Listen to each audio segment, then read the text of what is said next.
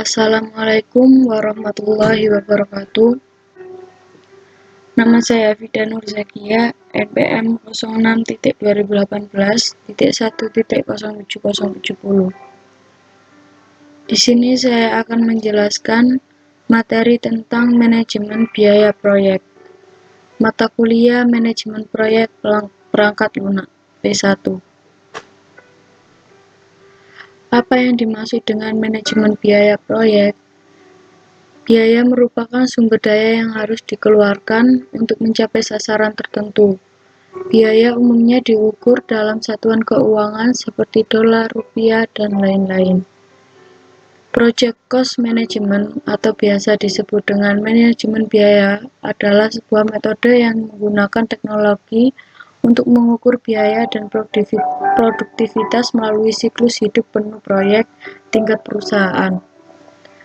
Biaya proyek sendiri dibagi menjadi dua, yaitu biaya proyek terbatas dan biaya proyek dikelola. Biaya proyek terbatas merupakan biaya proyek anggaran proyek, sedangkan untuk biaya proyek dikelola merupakan biaya yang diperkirakan atau diestimasi atau dianggarkan atau diawasi oleh penggunanya.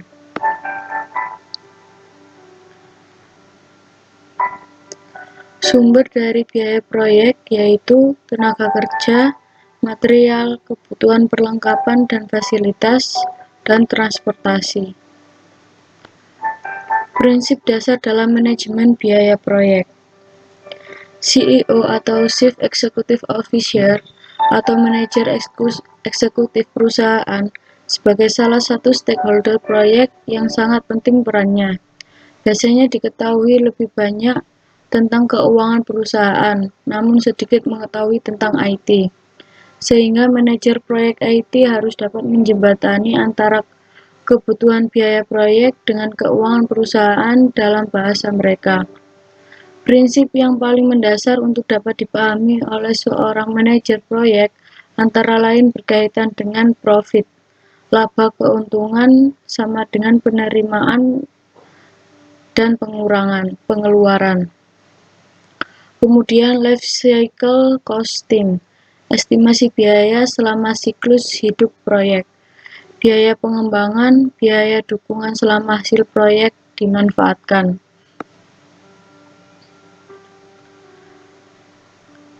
Selanjutnya yaitu pada manajemen biaya proyek, bagian utama yang harus diperhatikan adalah biaya sumber daya yang akan digunakan untuk menyelesaikan kegiatan dalam jadwal proyek.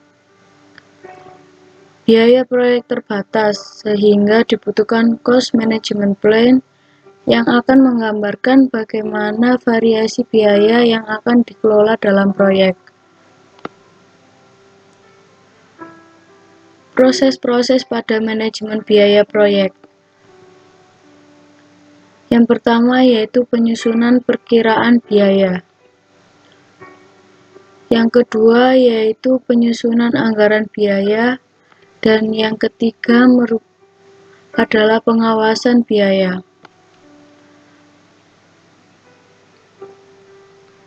Lingkup proses pada manajemen proyek. Yang pertama yaitu estimasi biaya, cost estimating. Pada estimasi biaya sendiri memiliki beberapa jenis estimasi. Yang pertama yaitu analog estimate. Analog estimate atau top-down estimate merupakan estimasi berdasarkan biaya aktual dari proyek sebelumnya yang dianggap mirip dengan proyek yang akan dikerjakan. Yang kedua yaitu bottom-up estimate. Merupakan estimasi berdasarkan tiap paket kerja terkecil dan menjumlahkan seluruhnya sehingga diperoleh biaya total dari sebuah proyek. Yang ketiga yaitu parametric modeling. Parametric modeling merupakan estimasi biaya proyek dilakukan dengan memanfaatkan karakteristik proyek sebagai parameter dalam model matematika. Yang keempat yaitu constructive cost model atau COCOMO. Merupakan salah satu model parameter yang dibuat oleh Barry Boehm digunakan untuk mengestimasi biaya pembuatan perangkat lunak berdasarkan baris kode, source code, SLOC, atau function point. Yang kelima adalah COCOMO 2, merupakan model terkomputerisasi yang sudah tersedia di website. Untuk lingkup proses selanjutnya yaitu anggaran biaya, cost budgeting, merupakan pengalokasian semua estimasi biaya pada tiap paket untuk membuat sebuah baseline agar dapat diukur kinerjanya. Untuk lingkup proses yang ketiga yaitu pengawasan biaya, cost controlling, merupakan pengendalian perubahan biaya proyek. Berikut adalah alur lingkup proses. Yang pertama yaitu mengestimasi biaya, selanjutnya dilakukan proses penyusunan anggaran biaya, dan antara estimasi biaya dan penyusunan anggaran biaya dilakukan oleh kelompok proses perencanaan dan dilanjutkan ke proses melakukan pengendalian biaya yang dilakukan oleh kelompok proses pengawasan, kemudian dilihat lagi pada estimasi biaya. Berikut adalah contoh cost estimate.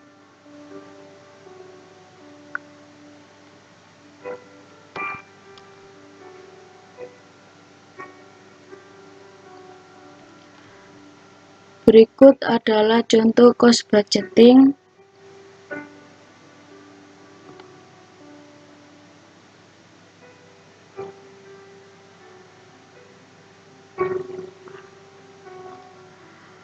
Proses pengendalian biaya. Yang pertama yaitu monitoring kinerja pembiayaan.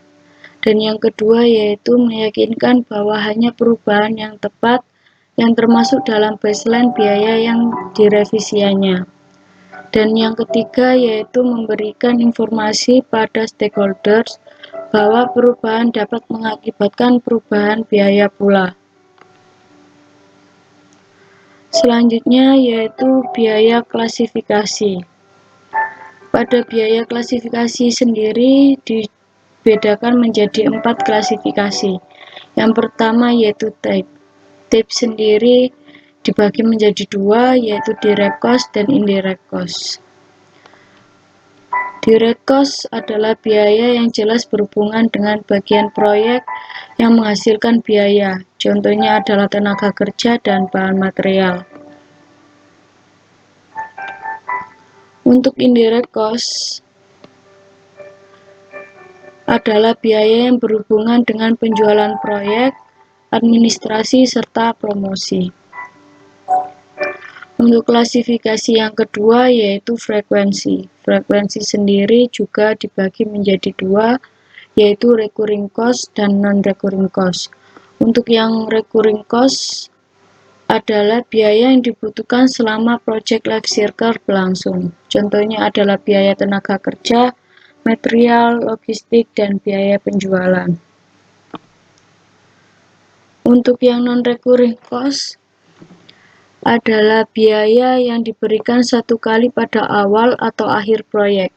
Contohnya adalah biaya awal pemasaran, biaya pelatihan user, atau biaya layanan lainnya.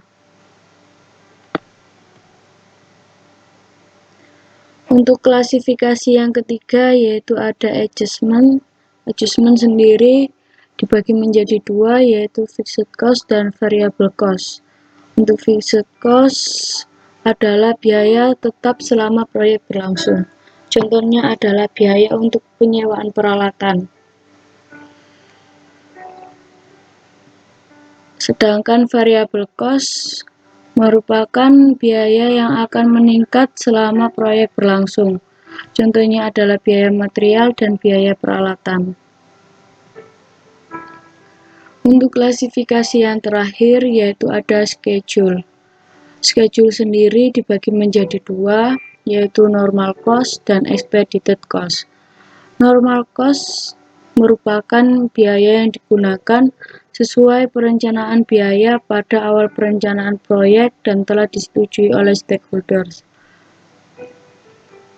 Sedangkan untuk expedited cost merupakan biaya yang tidak direncanakan dan biasanya digunakan untuk meningkatkan penyelesaian proyek. Berikut adalah sumber referensi yang saya pakai. Di sini saya menggunakan website dari SlideShare dan repositori dinus.ac.id. Sekian dari saya. Apabila ada kesalahan dan kekurangan dalam menjelaskan materi, saya mohon maaf. Wassalamualaikum warahmatullahi wabarakatuh.